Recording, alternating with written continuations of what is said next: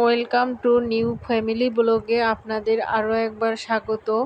আপনারা যে যেখান থেকে আমার ভিডিওটি দেখছেন, আশা করি সবাই ভালো আছেন।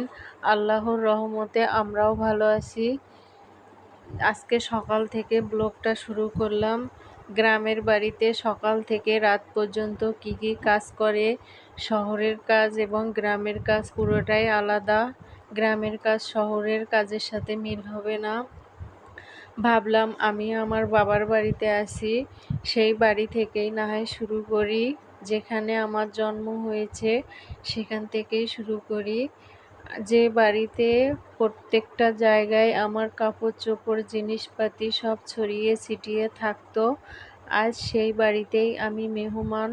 মেয়েদের কপাল এইরকমই, আল্লাহ মেয়েদের কপাল এভাবেই সৃষ্টি করেছে। আমরা যখন বিয়ে হয়ে যাই তখন ভাবি স্বামীর বাড়ি আমাদের আপন বাড়ি। যখন ভাবতে শুরু করি, যখন আমরা বৃদ্ধকাল হয়ে যাই, তখন বোঝা যায় এই বাড়িও আমাদের না। তখন আমাদের ছেলে থাকলে ছেলের আন্ডারে থাকতে হয়, ছেলের বাড়িতে থাকতে হয়। আসলে মেয়েদের নিজের বলতে কিছুই নেই, এটাই সত্যি কথা। আর এইদিকে দেখেন, আমার ছেলে সকালবেলা ঘুম থেকে উঠে সে হাত মুখ ধুচ্ছে, নিজেই ব্রাশ করে নিয়ে সে বেসিনে গিয়ে হাত মুখ ধুচ্ছে। তার কাজ সে নিজে নিজেই করতে চায়, আমাকে করতে দেয় না। আর আমিও তাকে করার সুযোগ দেই, কারণ সে করুক, উৎসাহ পাক, করতে করতেই শিখবে। আর এদিকে সকালবেলার আমার ছেলে আর আমার আব্বার জন্য নাস্তা রেডি করছি। সুজি পাক করে নেব, সুজি রান্না করছি। আব্বা তো সুজি ছাড়া অন্য কিছু খেতে পারে না, অনেক অসুস্থ, মনটা অনেক খারাপ। খারাপ মন মানসিকতা নিয়ে ভাবছি যে হোক আপনাদের সাথে একটা ভিডিও শেয়ার করি। জীবন তো আর থেমে থাকে না, সেজন্য সুজি পাক করছি। আর কাজটা তাড়াতাড়ি করার জন্য হাত দিয়ে চিনি নিয়েছি। আমার হাত অনেক পরিষ্কার ছিল, আপনারা কিছু মনে করবেন না। আর এইদিকে সুজি পাক করে নাহলকে খাইয়ে দিচ্ছি। আমার ছেলে বসে সুজি খাচ্ছে। আমার ছেলেকে খাইয়ে দিয়ে তারপর আব্বাকে খাওয়াবো, কারণ আব্বা তো হাত দিয়ে খেতে পারে না। আর আব্বাকে খাওয়াতে অনেক দেরি হয়ে যায়। আর আমার ছেলে এদিকে খাওয়া দাওয়া করে দেখেন কিভাবে খেলা করছে, আপন মনে মনোযোগ দিয়ে খেলাধুলা করছে। আর এদিকে মা মাছ বের করে ভিজিয়ে রেখেছে, ছোট মাছ। বাড়িতে তো মা আর আমি ছাড়া আর কেউ নেই, আমাদের দুজনার জন্য তরকারি রান্না করবে। আপনারা হয়তো দেখে বলবেন যে এতটুকু মাছ। আসলে আমরা বাসি তরকারি পছন্দ করি না, যার জন্য কম করে তরকারি রান্না করি। আবার সেই তরকারিটা সারাদিনে খেয়ে পরের দিনে আবার নতুন করে তরকারি রান্না করি। বেশি মানুষ হলে তো বেশি করে অবশ্যই রান্না করতো।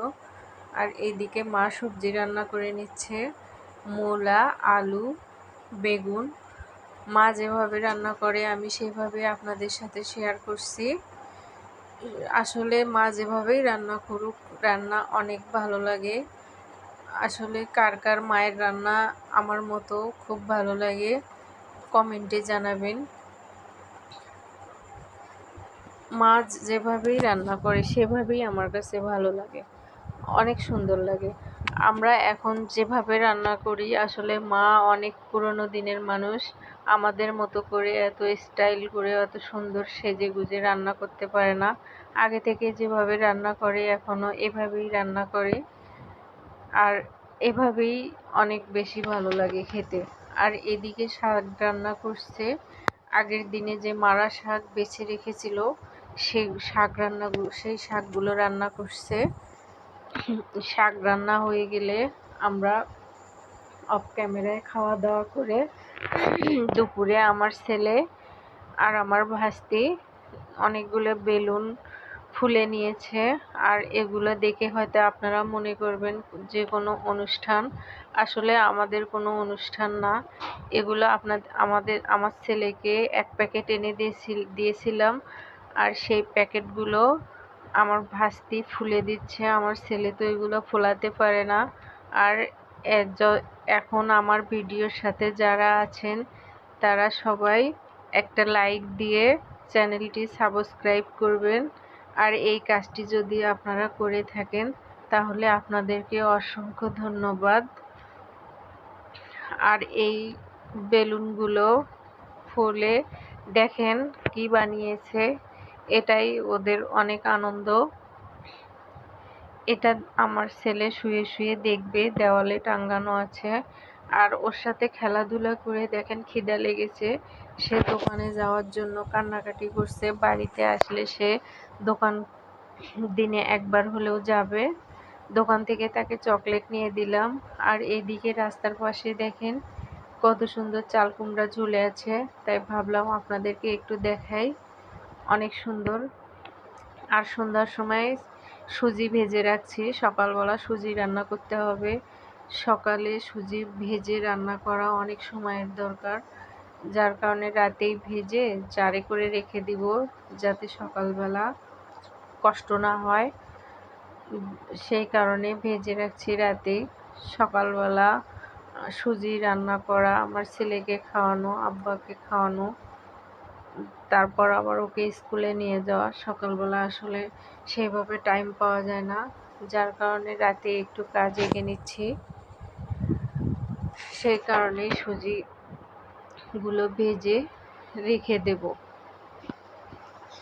কি বলবো, আর রাতে অনেক কাজ এগিয়ে রাখতে হয়, তাছাড়া সকালে টাইম পাওয়া যায় না। আমরা কম মানুষ, তারপরেও অনেক কাজ, কারণ আব্বার পিছনেই একটা লোক লাগে, কারণ উনি নিজে কিছু করতে পারে না। ওনার পিছনে সবসময় সকাল থেকে রাত পর্যন্ত দুজন লোক লাগে, খাওয়ানো, গোসল করানো, ধরে বসানো, কোনো কাজই করতে পারে না। আর এদিকে আমার ছেলে পুরি খাবে, সেজন্য পুরি ভেজে নেব। ও সন্ধ্যার সময় বলছে যে মা পুরি খাবো। দেখেন পুরিগুলো কত সুন্দর ফুলে গেছে। দেওয়ার সঙ্গে সঙ্গে একটা জিনিস বানালে সেটা যদি পারফেক্ট হয় অনেক ভালো লাগে।